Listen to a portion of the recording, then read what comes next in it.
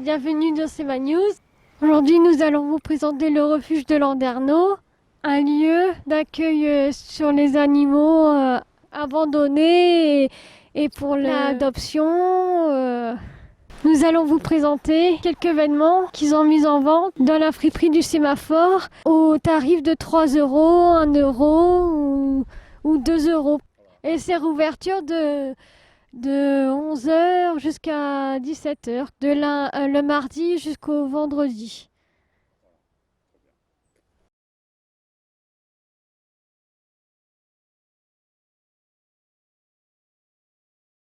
Au Sema News, nous sommes rusés comme des renards, et comme des chats ne font pas des chiens, nous partirons entre chiens et loups. Vous l'avez compris, nous n'allons pas vous faire avaler des couleuvres, nous sommes au refuge de Landerneau.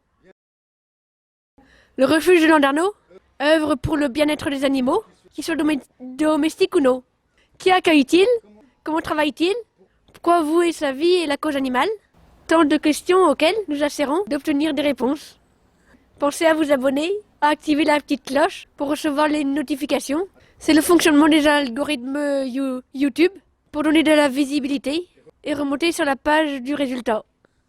Ça c'est encore gratos, profitez-en. Et puis likez, laissez-nous un commentaire sur vos impressions. Ces actions-là sont faites pour nous faire plaisir. En commentaire, vous pouvez également nous faire part de vos expériences et anecdotes avec les animaux. Ne nous posez pas un lapin. Nous vous souhaitons une agréable visite. Bonjour Philippe, Bonjour. est-ce que ça ne te dérange pas? Je peux te poser quelques questions sur le refuge. Non, je t'en prie. Pouvez-vous expliquer qui vous êtes, votre fonction? Je suis agent animalier, c'est l'intitulé c'est le nom du travail si tu veux. Et puis voilà, je travaille au refuge depuis 13 ans et demi, oui 13 ans et demi.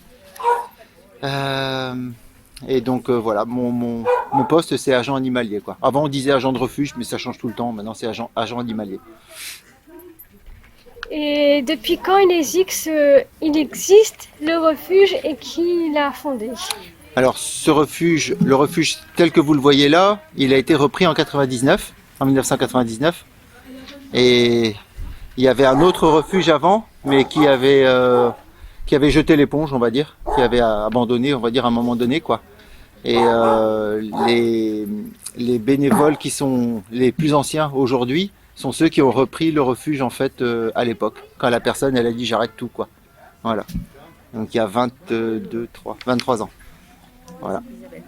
Isabelle de Mellet, il y avait Dédé, Suzanne, il y avait Suzanne Largenton, André Morizur, et puis quelques autres encore, peut-être encore qui étaient là à l'époque, qui sont toujours là. Joël n'était pas là? Non? Pas encore. Ouais. Et combien y a-t-il de personnes pour prendre soin des pensionnaires? Alors, déjà, il y a une équipe encadrante, donc, parce que c'est une association, donc c'est beaucoup de bénévoles en fait, donc des bénévoles qui font beaucoup de boulot administratif, organisationnel, événementiel, des relations avec d'autres refuges, enfin, plein de choses comme ça. Donc il y a une équipe qui dirige, il faut toujours une équipe qui dirige, et puis une équipe plus élargie de bénévoles qui donnent toutes sortes de coups de main. Ils viennent sortir les chiens, ils participent aux animations, ils participent quand on fait un vide-grenier, ils donnent plein de coups de main pour tout monter, tout finir après quand c'est terminé. Parce qu'il faut aussi collecter des fonds, il faut collecter des sous, donc il faut faire des choses en plus quoi. Et voilà, et puis c'est donc encadré par un président, trésorier, secrétaire, et puis comme ils sont pas assez à 3, il leur faut plus de monde. Pourquoi? Parce qu'il y a énormément de choses à gérer en fait. Donc en fait, on appelle ça l'équipe, c'est-à-dire qu'il y a un président, il y a un président adjoint, un trésorier adjoint, tu vois, secrétaire adjoint, ils sont déjà 6 en fait. Plus une équipe élargie qui fait une petite dizaine de personnes, quoi.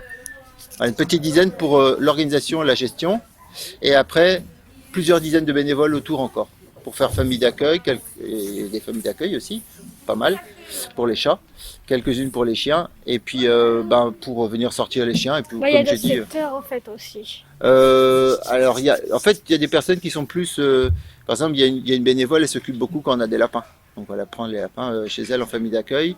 Elle les présente aux gens, elle les met à jour au niveau du vétérinaire, etc.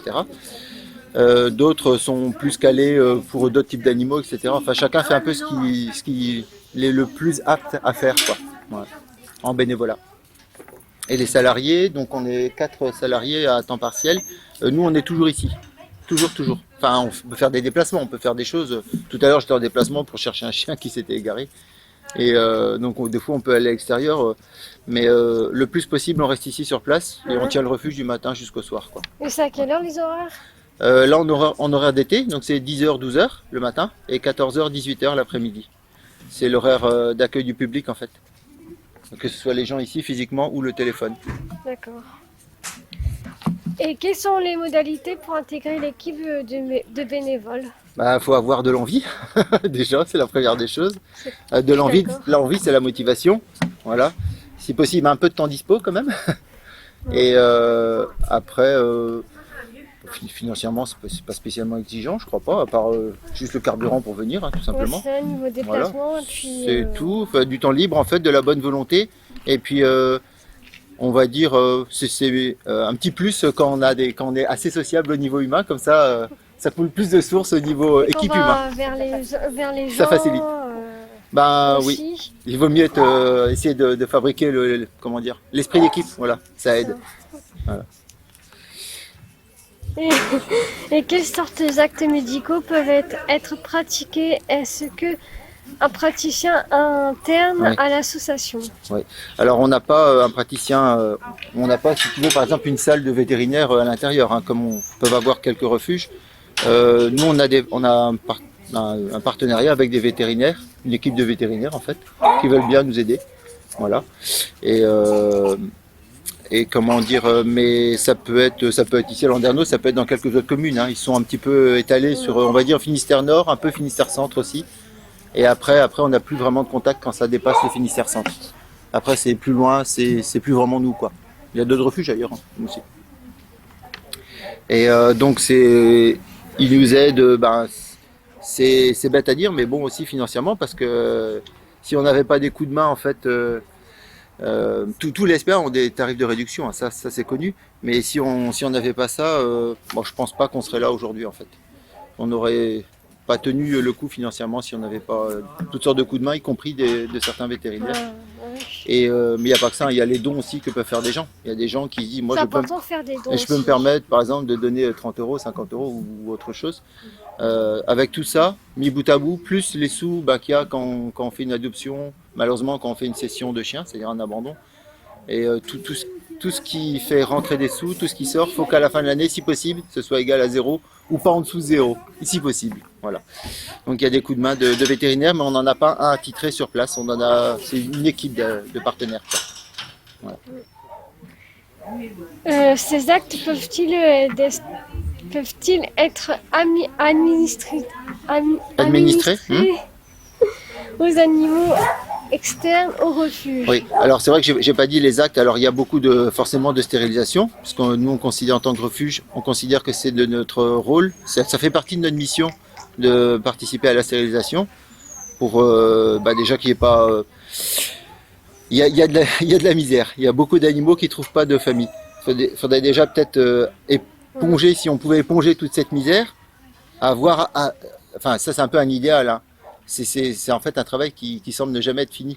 Mais avoir à peu près le même nombre en tout cas de chiens, de chats et nacs qu'il y a de mètres potentiels. C'est-à-dire, admettons, il y a 100 000 mètres. Enfin, s'il y avait à peu près 100 000 chiens, 100 000 mètres qui ont la tête sur les épaules, quoi. C'est bon, descends. Voilà. Voilà, parce que c'est qu'un exemple tout bête. Admettons, il y ait 100 000 animaux qui attendent. Admettons qu'il y ait 100 000 animaux qui attendent de trouver une famille, mais qu'il y en a, c'est un chiffre qui ne veut rien dire, hein, c'est imaginaire. Et qu'il n'y ait que 50 000 mètres, ça veut dire qu'il y a 50 000 animaux qui ne trouveraient pas de famille. Donc voilà, la stérilisation, c'est pas un hobby, hein, c'est pas une passion de stériliser les animaux, mais on voit pas trop Si on comment, les perd on aussi, voit, surtout, quoi. on voit pas trop comment faire autrement, voilà, pour essayer de gérer en fait la population, que ça soit en équilibre avec le nombre de gens qui peuvent les avoir. Mais ça c'est un travail un peu sans fin, quoi, en fait. Voilà. Il y aura toujours quand même, pendant longtemps, il y aura encore des refuges, je pense. Si les animaux. Et donc la question c'était est-ce qu'il y a des actes extérieurs au refuge? Est-ce qu'on peut aider par exemple un chien, un chat qui a un problème de santé et qui n'est pas dans notre registre, qui n'est pas chez nous? C'est déjà arrivé, on l'a déjà fait. On l'a déjà fait pas une ou deux fois, plusieurs fois. C'était dû en fait à des situations de précarité où les gens étaient vraiment dans le souci au niveau de l'argent. Voilà, j'aime mon animal, mais là vraiment j'ai zéro quoi, zéro sou, je peux pas quoi. Donc c'est tiens, Trevor, Descends. voilà. Donc c'est vrai qu'il est arrivé qu'on aide au cas par cas, un par un quoi, des gens un peu voilà comment dire, pour qu'ils puissent avoir des frais, pour qu'ils puissent montrer leur chien au vétérinaire en fait. Mais on essaie de faire ça. On le fait, mais on essaie de faire attention parce que c'est déjà arrivé que des gens profitent de nous aussi. Bah, je suis d'accord. Donc c'est assez compliqué, on essaie de ne pas se faire avoir et d'aider en même temps. Voilà. C'est pas facile, hein. C'est pas, mais on essaye. Et sur un plan économique, le refuge est-il autonome? Bah oui, en fait, comme je disais tout à l'heure, donc en fait il y a différentes manières de faire entrer des sous. Bon, il y a les adoptions et malheureusement les abandons bien sûr. Il y a aussi une petite activité de fourrière canine, fourrière pour chiens, mais juste pour Landerneau. Donc voilà, on a une petite subvention de la mairie pour nous aider à gérer cette partie-là. Et en fait, c'est la seule subvention qu'on ait. Autrement, il n'y a pas de subvention de qui que ce soit. C'est vous, les gens en fait, qui nous aidez avec du don de matériel ou du don d'argent. Et puis les animations qui sont faites comme ma vide-grenier, kermesse et tout ce genre de choses qui permettent de rentrer soit des centaines, soit 1000 ou 2000 euros. Enfin, et tout ça mis à la fin de l'année. En fait, si possible, il faut que ça fasse une année sans qu'on dégringole, quoi. Voilà. Différentes raisons peuvent amener un particulier à vous confier son animal, et y compris le décès du maître. Comment faites-vous pour atténuer la souffrance que vit l'animal et peut-on la faire disparaître? La faire disparaître, ça c'est un peu au cas par cas. Hein.